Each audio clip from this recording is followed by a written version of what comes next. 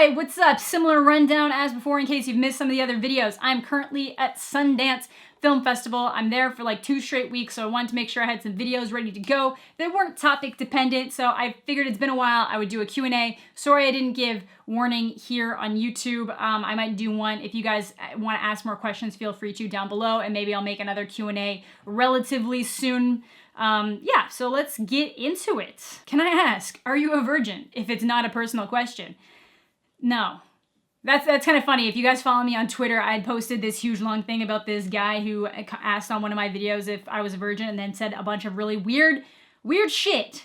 So, good job. Devin knew somebody was going to go there. Matt asks, what are some of your favorite books? I read a lot. There was kind of a period where I wasn't reading as much, or I was just kind of rereading things that I loved.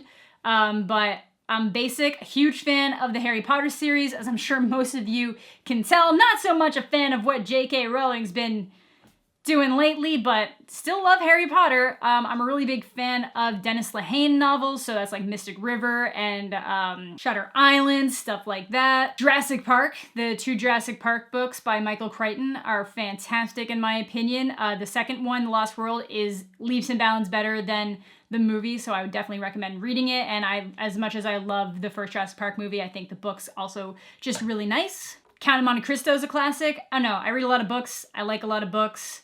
Some of the good ones I've read recently. I'm really liking High Fidelity, and I really enjoyed The Miseducation of Cameron Post. Monkey Jones / Jungle Jimmy asked, movie you genuinely love that has a sub 40% on Rotten Tomatoes. This was a great question. No one's ever asked anything close to this before, and it made me go through like the Rotten Tomatoes list of anything that's like listed as 0 to 40. I'm not even done going through it yet. I'm still, I don't know, I'm somewhere in like the either like late 90s or early 2000s, so I'm sure there's like a bunch of movies that I grew up with that I haven't got to yet. Like, did you know that Flipper was rated less than 40% on Rotten Tomatoes? Flipper!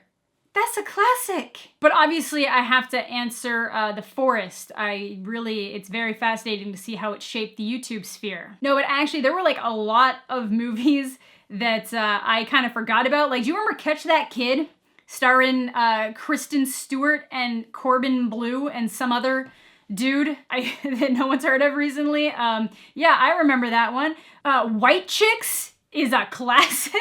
That's sitting at 15% on Rotten Tomatoes. Accepted, which again has a higher audience score but has a 37% on Rotten Tomatoes. I thought that one was really good. A couple newer ones was Vanishing of Sydney Hall, which has like a quite high audience score and a 12% from critics or on the tomato meter. I thought that while yes, it was a little bit like self-serving in a lot of ways in terms of the main character, I had a great time watching it. It's The Vanishing of Sydney Hall. I would definitely recommend checking it out if you haven't seen it yet. I really enjoyed it. Speed Racer has a 40%. I remember like my friend Caitlin showed me Speed Racer. I think it's just a fun, colorful ride. It's super campy. It's sitting at exactly 40% on Rotten Tomatoes. Screw you guys. Kick-Ass 2, clearly not as good as Kick-Ass 1, has a lot of problems, but it's at a 33%. But I found one that I actually genuinely love, and it's at an 8%.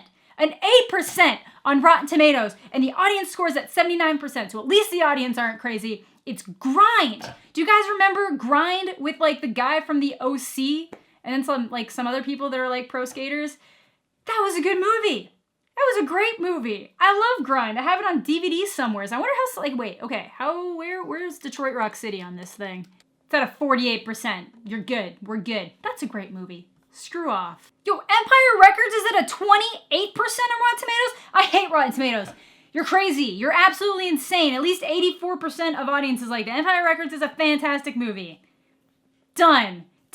That was a great question, though. So I guess if honestly, yeah, I guess Empire Records was definitely one of them. Grind is definitely one of them. I guess there's a fair amount of movies that have some pretty low Rotten Tomatoes scores that I hold dearly. Captain B-Cat asks, who is your favorite Jedi from the Star Wars prequels and why? My favorite Jedi in all of the Star Wars movies, no matter which ones we're talking about, is Qui-Gon Jinn. He's the best.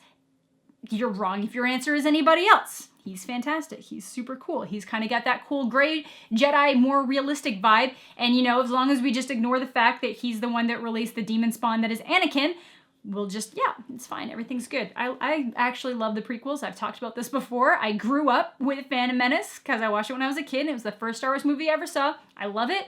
Soft spot in my place, in my heart for those movies. What's your biggest mistake so far in life and what did you learn from it? Oof, I don't know. I feel like the more you look back on certain things, you kind of, it's like the weird stuff. It's the stuff that makes you feel awkward about your stuff or the stuff that's like embarrassing that you regret. So it's not anything that would necessarily change my life. It's just you think back and you're like, damn, I wish I didn't act like that. I could say maybe not keeping up with my YouTube channel, kind of in between things there. But you know, I'm happy with the progression that we're seeing right now, and I'm happy with how things are going.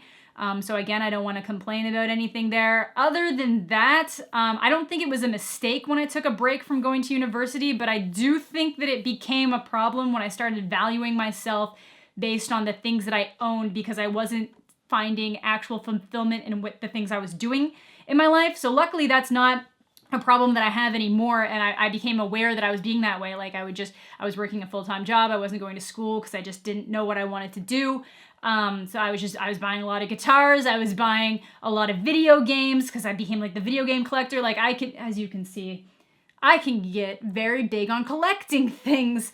And that's a habit that I've gotten rid of largely. Like a lot of these were gifts over the holidays, but still it's something that I've largely kind of gotten rid of. And I try to spend most of my money on things that kind of like better my setup or better my production. So I don't know if there's like one big central mistake. I'd like to think that for the most part, anything that I've done that I would consider a bad choice has ultimately worked out in the end. Angela asks, do you sleep with socks on or socks off? What do you think I am, an animal? I sleep with my socks off. Good Lord. The Boob Tube asks, have you seen Chef? Chef by Jon Favreau? Absolutely. Kevin Fox asks, what books or movies do you think shaped who you are?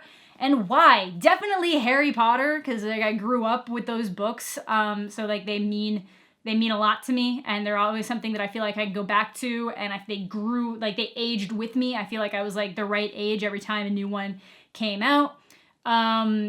Toy Story and The Lion King in terms of things that I watched like the crap out of when I was a kid. That's like I find that's a hard question to answer, because I feel like different cycles of my life were shaped by different things, if that makes any sense.